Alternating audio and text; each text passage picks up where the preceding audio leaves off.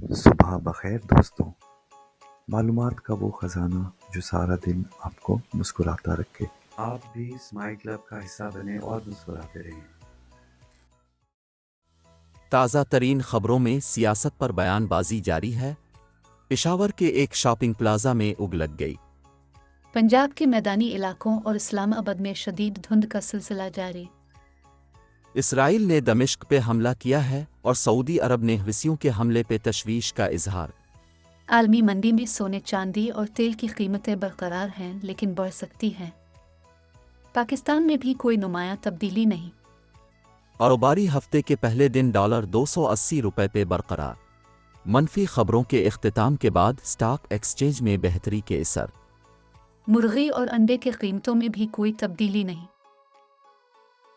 کوئٹہ میں 1 ڈگری، لاہور اور پشاور میں 6 اور کراچی میں 16 ڈگری۔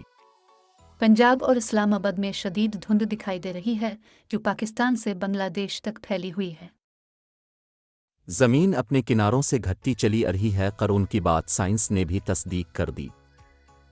امریکہ میں ایک شخص نے منفی کمنٹس پر مقدمہ کر دیا۔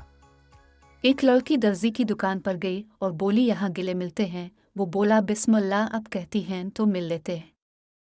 آپ کے چہرے کی مسکراہٹ اور اچھے دن کی دعا کے ساتھ سمائل کلب۔